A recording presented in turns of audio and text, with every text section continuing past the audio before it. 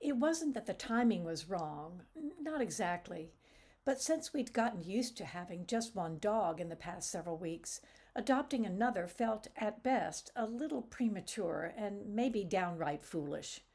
How are we going to find the time and energy to care for a new dog? Scripture often emphasizes the fact that God's timing differs significantly from ours.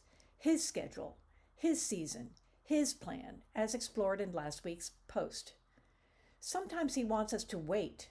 Sometimes He wants us to act.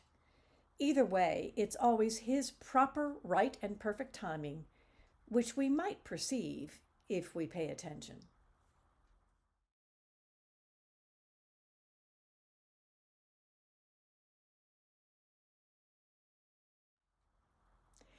After Cato died, we told Denise Merricks, who boards and trains dogs at her center in Tie River and is currently the head of our county's SPCA, that we were open to a second dog who needed a home like ours.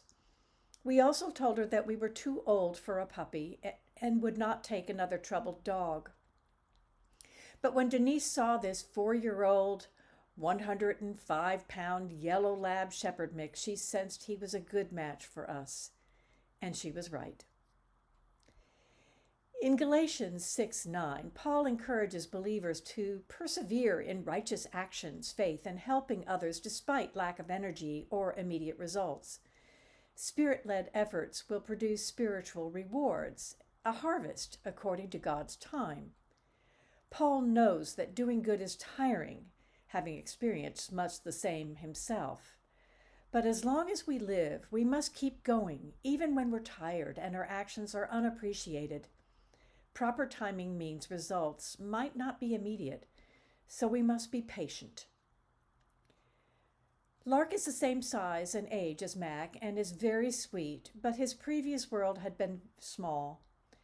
We haven't let him off leash yet, though he's eager to explore the woods like Mac does, and he doesn't know either voice or hand commands. But he's learning in his proper time.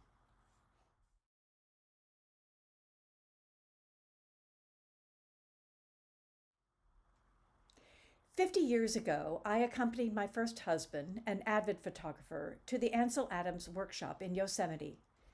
Adams was a kindly man, still taking photographs with his huge view camera, but no longer able to manage the subtleties of printing due to age and arthritis. This photograph, printed by one of his assistants, was therefore affordable to us when we purchased it from the now defunct Friends of Photography in the 1980s. Adams was best known as a landscape photographer and for his preparation, patience, and right timing to get the perfect shot. He gave credit not so much to planning, but to his spontaneous gifts of light and timing. Sometimes I arrive just when God's ready to have someone click the shutter, he said. The so-called Adams moment, the ability to select the precise moment for doing something for optimum effect. In Scripture, the prophet Isaiah highlighted God's perfect timing, taking what might appear to be insignificant and turning it into a great and powerful outcome. He is never late. He is never early. He always gets the right shot at the right time. This is a message of hope and another opportunity to trust in Him.